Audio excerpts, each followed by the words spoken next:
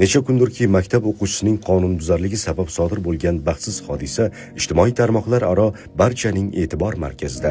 Shundan ham bu fojia yo'l qoidalariga rioya qilish hayot yo mamot masalasi ekanligini ko'pchilikka eslatib qo'ydi.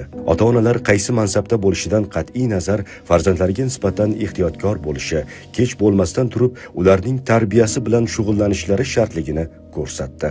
Bugun shu mash'um halokatning qurboni, endigina 33 yoshni qarshilagan mehribon ota-onasining kenjatoy farzandi, 2 o'g'li va 1 qizining kelajagiga katta umidlarini tikib ulg'aytirayotgan padar buzrukvori, yurtning asl o'g'loni Hosilbek Eshnazarov so'nggi manzilga kuzatildi. Eshnazarov Hosilbek biz do'stimiz, sinfdoshimiz. 9 yil birga o'qiganmiz.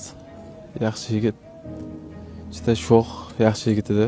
Yoshlikdan o'zi sport bilan shug'ullangan, ichki ishlar xodimi bo'lish niyatida yurardi. Toshkentda irrigatsiya institutida o'qigan. Juda yaxshi yigit edi. Ota-onasiga juda mehribon, farzandlariga mehribon.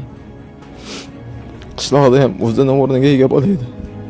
Janozaga kelgan kishi borki, Hosilbekning mardligi, so'nggi nafasda ham vatan tinchligini asrash yo'lidagi qahramonligi, qilgan va qilishga ulgurolmay qolgan yaxshi amallarini eslab duv-duv yig'ladi.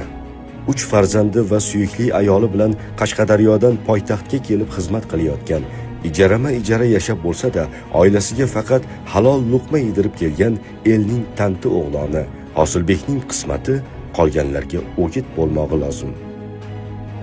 Bundan qolgan mana 3 ta farzandi bor.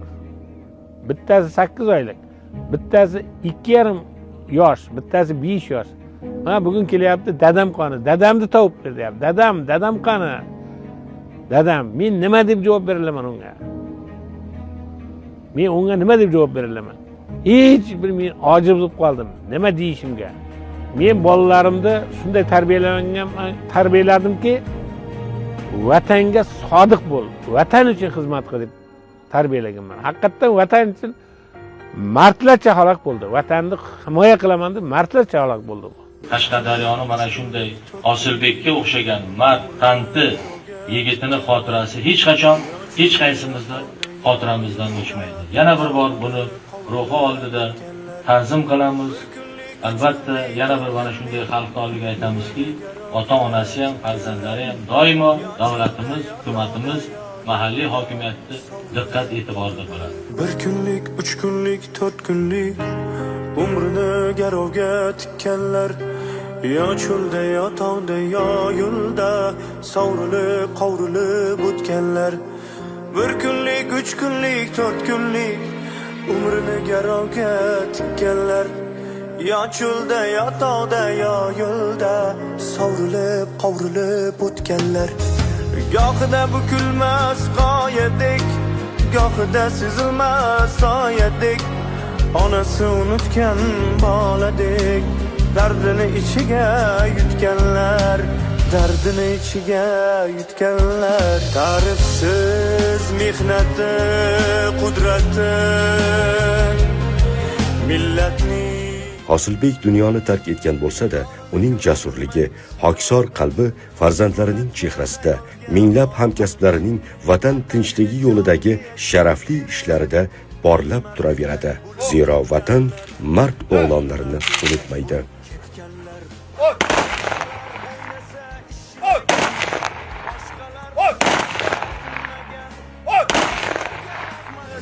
Xizmat qilib so'zsiz va izsiz nomini osmonga bitganlar, nomini osmonga bitganlar.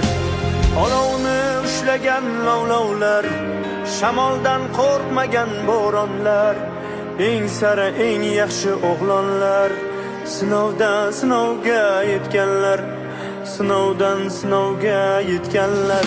Ta'rifsiz mehnati, qudrati